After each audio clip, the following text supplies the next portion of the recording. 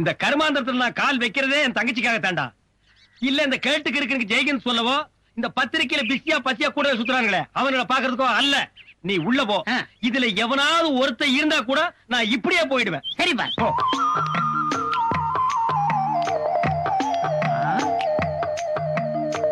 நல்ல வேலை யாரும் இல்ல.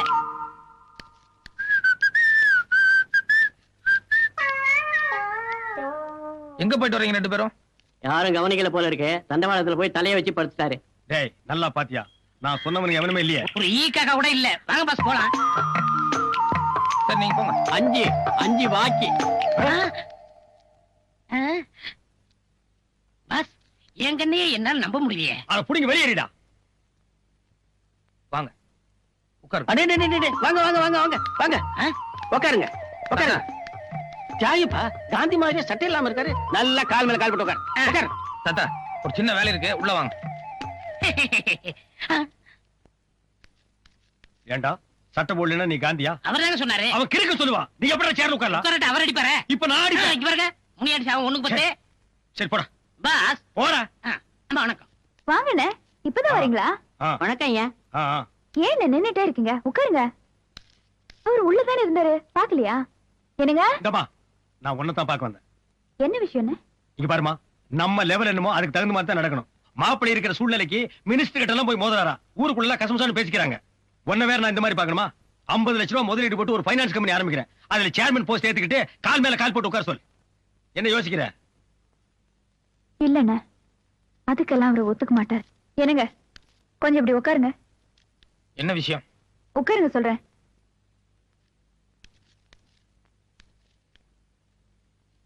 அண்ணன் உங்ககிட்ட ஏதோ முக்கியமான விஷயம் பேசணும்ன்றாரு. எனக்கு ஆபீஸ்ல ஒரு முக்கியமான வேலை இருக்கு. நில்லுங்க. உங்களுக்கு கொஞ்சம் கூட மரியாதையே தெரியாதா? அவர் ஏதோ முக்கியமான விஷயம் பேசணும்ன்றாரு. நீங்க பாட்டுல போறேன்றீங்க. அண்ணே இத நான் பேசிக்கிறேமா. நீ போய் காய் போட்டு கொண்டு வா. கொஞ்சம் நிதானமாவே போட்டு வா. மாப்பிள்ளை கொஞ்சம் கிட்ட வர்றீங்களா? பரவாயில்ல அப்படியே சொல்லுங்க. சரி நானே வர்றேன். மாப்பிள்ளை நான் என்ன சொல்றேன்னா, ரகசியம் தானே. பாரதியார நேத்து ராத்திரியே பாண்டிச்சேரிக்கு அனுப்பிச்சிட்டேன். போயிட்டாரு. தாத்தா பாரதியார் நம்ம ஆபீஸ்ல தான் இருக்காரு, போய் பாத்துட்டு வாங்க. பாரதி புரட்சி புயலே. மாப்பிள்ளை ஆனை மேல ஏறலாம்னு உங்களுக்கு ஆசை இருக்கு. ஆனா குடுப்புன கழுத மேய்க்க கூட இல்லையே. கோமணம் கட்டுறதுக்கே உங்களுக்கு வக்கில்ல. இதுல நீங்க முண்டாசுக்கு ஆசைப்படலாமா? இங்க பாருங்க, தினம் என் வீட்டுல வந்து எத்தனையோ பிச்சைக்காரனுக்கு திருட்டு போறானுங்க. நீங்களும் வீட்டோட வந்து உட்கார்ந்து 3 வேளை கொட்டிங்க. கொட்டிக்கங்க. இத பாருங்க, என் பொறுமைக்கு ஒரு எல்லை இருக்கு. இனிமே எந்த காரணம் கொண்டு என் வீட்டு பக்கம் வர வேண்டாம். தயவு செஞ்சு வெளியே போங்க. உட்காருங்க. எதுக்கு அவர் வெளியே போக சொல்றீங்க? உங்க அண்ணன் என்ன சொன்னாரு தெரியுமா? என்ன சொல்லிட்டாரு? நீங்க கஷ்டத்துல இருக்கீங்க, உங்களுக்காக ஒரு ஃபைனான்ஸ் கம்பெனி ஏற்பாடு பண்றேன், அதுல சேர்மன் போஸ்ட்ல உட்காருங்கன்னு சொன்னாரு. இது என்ன தப்பா? அதேதான். ஆர்த்தி உங்க அண்ணனை பத்தி உனக்கு தெரியாது. இல்ல, இது நாள் வரைக்கும் உங்களை பத்தி தான் எனக்கு தெரியாம இருந்துச்சு. இப்பதான் உங்களை பத்தி எனக்கு கொஞ்சம் கொஞ்சமா புரிய ஆரம்பிச்சு. மாமா விடுமா. கல்லுனாலும் கணவன், புல்லுனாலும் புருஷன். நீதான் அட்ஜஸ்ட் பண்ணிக்கணும். மாப்பிள்ள என் தங்கச்சி கண்கலங்காம பாத்துக்குங்க. ஆர்த்தி உங்க அண்ணன் நீ நினைக்கிற மாதிரி இல்ல. போதுங்க, நீங்க அண்ணனுக்கு கொடுத்த மரியாதை.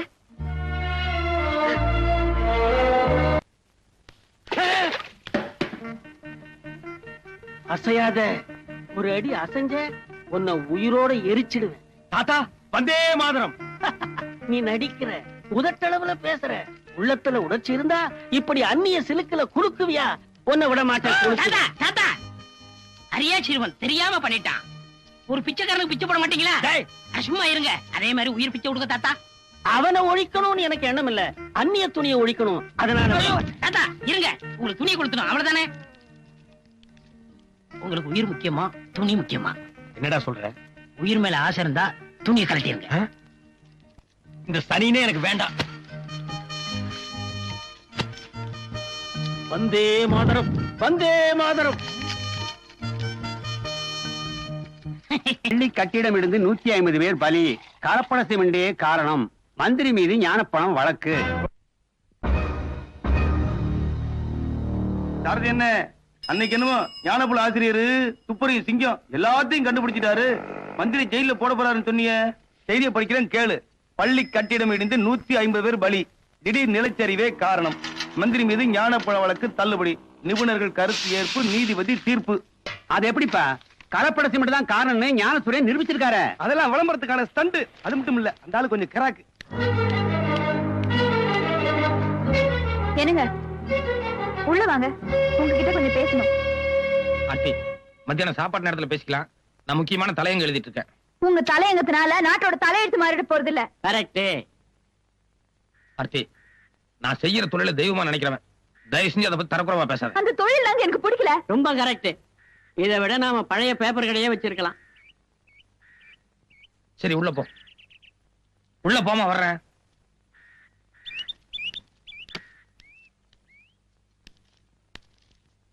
ஏன் ஆர்த்தி, என்ன ஆயிடுச்சுன்னு இவ்வளவு கோவப்படுற? ஊர்ல யாரோ எப்படியோ போறாங்க, அத பத்தி உங்களுக்கு என்ன? அன்னைக்கு ஸ்கூல் எடுத்து போச்சுன்னு போய் உதவி பண்ணுங்க, அதோட விட்டுற வேண்டியதானே. எதுக்கு கோர்ட்டு கேஸ்ன்னு தேவையில்லாதெல்லாம் தூக்கி தலையில போட்டுக்கிறீங்க? 300 குழந்தைங்க இறந்துட்டாங்க, 200 குழந்தைங்க அடிபட்டு ஆஸ்பத்திரியில படுத்திருக்காங்க. அதுல நம்ம குழந்தை இருந்திருந்தா நீ இந்த மாதிரி பேசுவியா? அதெல்லாம் சரிதான் மாப்பிள. நாட்டுல 1000 பேர் 1000 தப்பு பண்ணுவாங்க. அதெல்லாம் கண்டிக்கிறதுக்கும் தண்டிக்கிறதுக்கும் தான் கவர்மெண்ட் இருக்க. அந்த கவர்மெண்ட்ல சில பேர் சரியில்லைங்க. ஒரு பத்திரிக்கையாளங்கிற முறையில அவங்கள தட்டி கேட்க வேண்டியது என்னுடைய பொறுப்பு. இப்ப தட்டி கேட்டு என்ன சாதிச்சீங்க? கோர்ட்டுக்கு போய் நஷ்டப்பட்டீங்க. பத்தாவதுக்கு ஜனங்க கிட்ட பைத்தியக்காரன் கிறுக்கேன்னு பேர் வாங்கிட்டீங்க, அவ்வளவுதானே? உண்மைக்கு என்னைக்குமே சோதனை வரத்தான் செய்யும். கரெக்ட். போதும் உங்க பொது சேவை. நாட்டை கவனிக்க அரசியல்வாதிகள் இருக்காங்க. இன்னில இருந்து நீங்க வீட்டை மட்டும் பாருங்க. சில தவறான அரசியல்வாதிகளாலதான் நம்ம நாடு இன்னைக்கு மோசமான சூழ்நிலைக்கு வந்திருக்கு. அதை ஜனங்களுக்கு புரிய வைக்கிறதுக்காக தான் நான் பத்திரிகையை நடத்துறேன். மத்தவங்களை பத்தி எனக்கு கவலை இல்ல, எனக்கு புருஷன் தான் முக்கியம். எனக்கு நீயும் முக்கியம், ஜனங்களும் முக்கியம். வணக்கங்க. ஐயா தெரியுதுங்களா? எதிர்கட்சி தலைவர் தென்றல் தமிழரசன். என்னப்பா அது, வள்ளுவர் வீட்லயே குரலா? பத்திரிகை ஆசிரியருக்கு தெரியாத தலைவர்களா? தம்பி, ரொம்ப நாளா நான் உங்க பத்திரிகையோட வாசகன். நாட்டுல நடக்கிற அராஜகங்களையும் ஊழல்களையும் ரொம்ப துணிச்சலா நீங்க தோலுரிச்சு காட்டுங்க.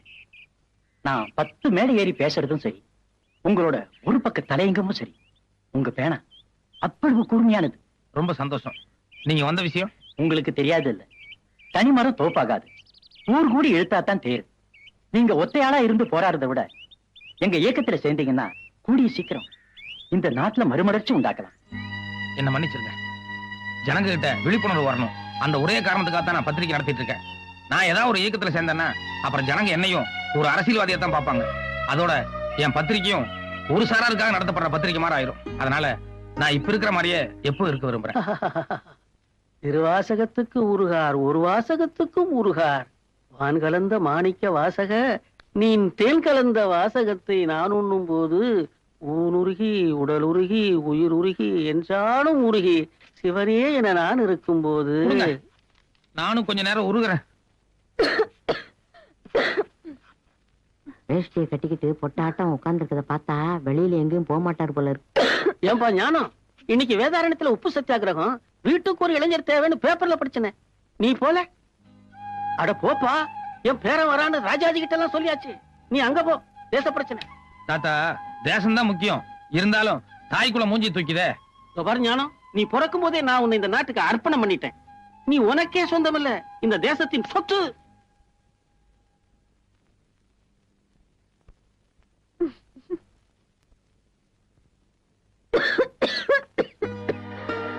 ஆயமா, அந்த ஷெல்ஃப்ல சிறப்பு இருக்குங்க.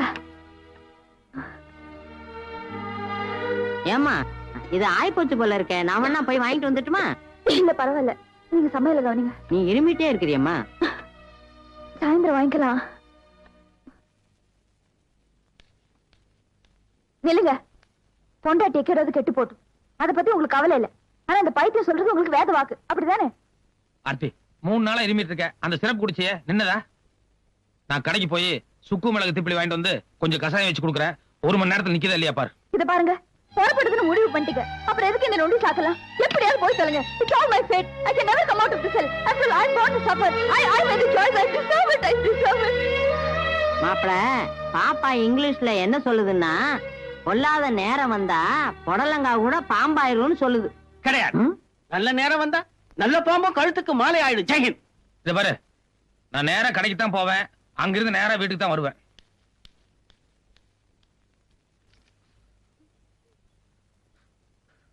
உட்கார். மாரிப்பா, உங்க அப்பா ஒரு ரிக்ஷா தொழிலாளி. எதிர்காலத்துல நீயும் ரிக்ஷா எடுத்தா நல்லாவா இருக்கும்? ஏழைங்க எல்லாம் படிப்படியா முன்னுக்கு வரண்டா.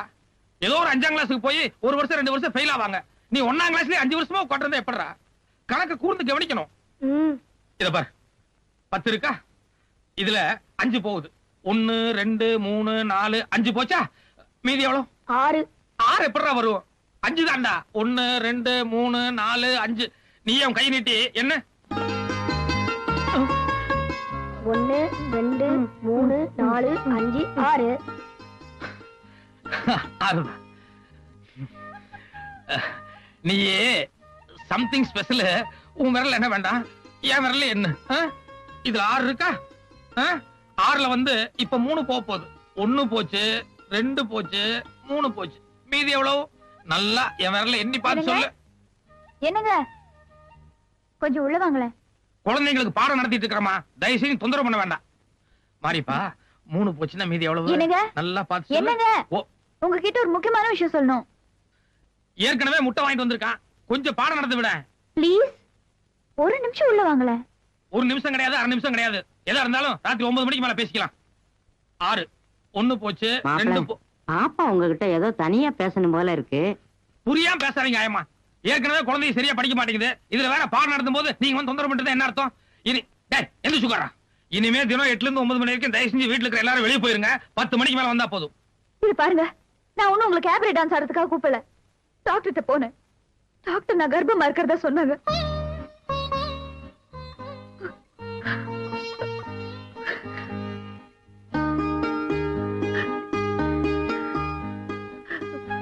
என்ன மன்னிச்சிரு ஆர்த்தி. ப்ளீஸ் ப்ளீஸ், வேணா என்ன 2 அடி அடிச்சிரு. இவ்வளவு சந்தோஷமான நேரத்துல அழாதம்மா.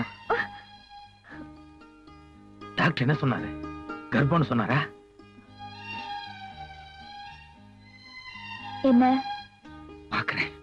இப்ப என்ன தெரியும்? ஒரு சின்ன அசைவு நெளிவு ஏதாவது தெரியுதான்னு பாக்குறேன். டேய், என்ன இங்க வேடிக்கை? போங்க போய் கணக்கு போடுங்க. 1 1 1 1 2 என்னடா சொல்றீங்க? எனக்கு புரியல. அப்பப்ப 1 2 3ன்னு விரல் காமிச்சிட்டே இருப்பீங்களே, மொத்தம் எவ்வளவு பாக்கி ஞாபகம் இருக்கா? கிடைக்குங்கிற நம்பிக்கையே போயிடுச்சு, அதனால எல்லாம் மறந்து போச்சு. காது கேட்கறதுக்கு மிஷின். உங்ககிட்ட காசு கொடுத்தா சீட்டாடி விட்டுருவீங்கன்னு சொல்லி 6 மாசமா உங்களோட சம்பள பணத்தை புடிச்சு வச்சு அதுல வாங்கினது. மீதி காசு உங்க சம்சாரத்திட்ட கொடுத்துட்டேன். என்ன நான் சொல்றதெல்லாம் கேக்குதா? ஏங்க, அதான் உங்க மொத்த பாக்கி தீர்த்துட்டனல்ல, அப்புறம் இது என்ன கணக்கு? 5 பசங்களை பெற்றிருக்கேன், 10 வருஷமா செவிலா இருக்கேன். இதுவரைக்கும் ஒரு புள்ளியா அக்கறை எடுத்துக்கலீங்க. உண்மையிலேயே ஆசிரியரே, நீங்க தான் ஆசிரியரே, நீங்க தான். பரவாயில்ல, போய் வேலையை பாருங்க. எங்க உங்க ஹஸ்பண்ட் வரல? பின்னாலேயே வரேன்னாரு, இன்னும் வரல. No no, this is too bad. இது ஆபரேஷன் பண்ண வேண்டிய கேஸ். உங்க ஹஸ்பண்ட் கிட்ட பேசணும்னு எத்தனை தடவை சொன்னேன். ஒவ்வொரு வாட்டி இப்படி சாக்கு சொல்றீங்களே. அப்படி என்ன அவர் பிஸியா வேலை பாக்குறாரு?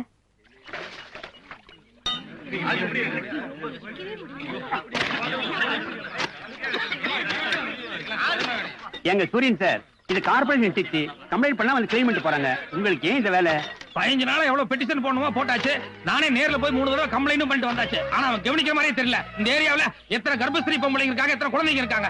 இப்பவே பாதி பேருக்கு மேல மலேரியா டைபாய்டு காய்ச்சல் வந்து ஆஸ்பத்திரியில படுத்திருக்காங்க. இன்னும் அவன் வந்து கவனிப்பா நினைச்சிருந்தோம்னா மொத்த பேர் போய் ஆஸ்பத்திரியில படுத்துக்க வேண்டியதான். சரிங்க, 20 நாளா தண்ணி தேங்கி கிடக்குதுங்களா, இதுல கைய வைக்கிறீங்க. உங்க உடம்புக்கு ஏதாவது ஒண்ணு ஆச்சுன்னா? ஒவ்வொருத்தரும் இதே மாதிரி நினைச்சிருந்தோம்னா அப்புறம் பூனைக்கு யாரு மணி கட்டுறதுன்னு வேண்டாம். பொது சேவைங்கிறது ஒவ்வொருத்தருக்கும் ரத்தத்துல ஒரு லட்சியமா இருக்கணும். அவங்க அவங்களுக்கு கொண்டாட்டி போலதான் முக்கியம் நினைச்சிருந்தோம்னா அப்புறம் நாட்டை யாரு கவனிக்கிறதுன்னு வேண்டாம்.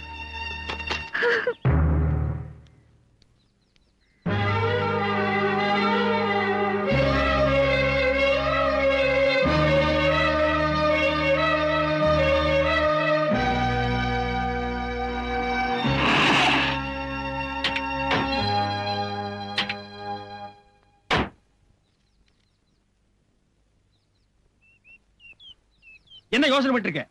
உனக்கு என்ன காசு பணம் இல்லையா, கார் பங்களா இல்லையா? எல்லாத்தையும் உதறி தள்ளிட்டு இந்த புருஷன் தான் முக்கியம் வந்த. அந்த புருஷனுக்கு நீ முக்கியம் எல்லாம் போயிட்டிய. வேற ஒரு பொண்ணா இருந்தா என்னைக்கோ உதறி தள்ளிட்டு வந்திருப்பா. நீ காட்டி இவ்வளவு பொறுமையா இருந்த. புறப்படுமா?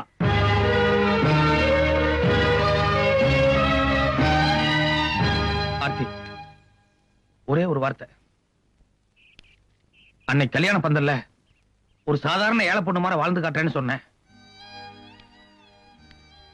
ஒரு சாதாரண ஏழை பொண்ணு இவ்வளவு வேகமா அண்ணனுக்கு போன் பண்ணி கார் கொண்டு வர சொல்லி வீட்டை விட்டு கிளம்பலாம்னு யோசிச்சுப்பார்.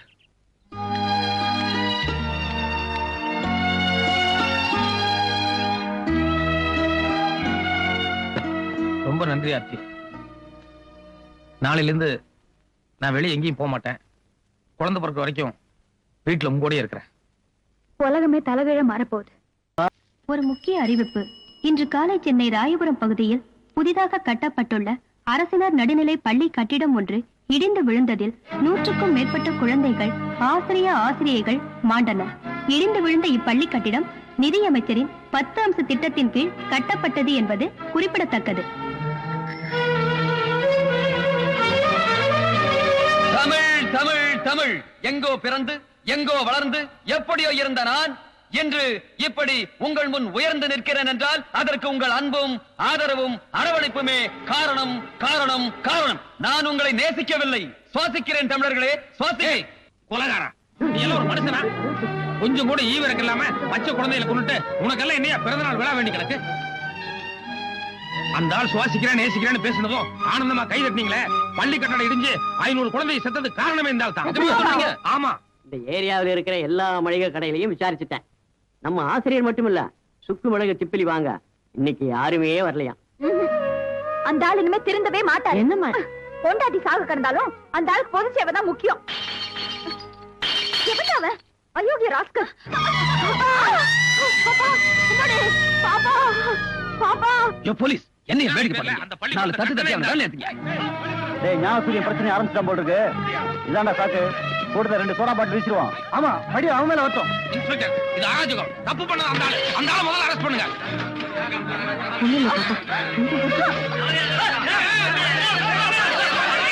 என்ன பண்றோம் கலாட்டா? அதை ஏன்ல கேக்குறீங்க? அந்த ஞானப்பட ஆசிரியர் ஞானசூரியன் இருக்காரு, வழக்கம் போல மறியல் போராட்டம் ஆரம்பிச்சிட்டாரு. அந்த பக்கம் ஒரே கலாட்டா. அப்படி போகாதீங்க, அவனுக்கு இதே வேலையா போச்சு.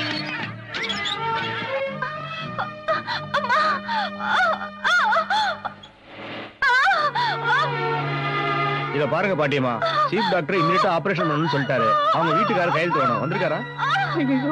வரலன்னா எப்படிமா? அவர் கையெழுத்து இல்லாம ஆபரேஷன் பண்ண முடியாது. யாராவது அனுப்பிச்சு சீக்கிரமா கூட்ட சொல்லுங்க. வீட்டுக்கு வரல, எங்க போயிருக்காருன்னே தெரியல. அந்த பொண்ணுக்கு நான் தான் ஆயமா. நான் வேணும்னா கையெழுத்து போடுறதுமா? அண்ணா, 2வது பள்ளிக்கூடம் இடிஞ்சு விழுந்த உடனே நம்ம கான்ட்ராக்டர் கந்தசாமி அலையடிச்சுட்டு ஓடி வந்துருவாருன்னு சொன்னேனே, கரெக்டா ஓடி வந்திருக்காரு பாருங்க. இந்தாங்கண்ணா.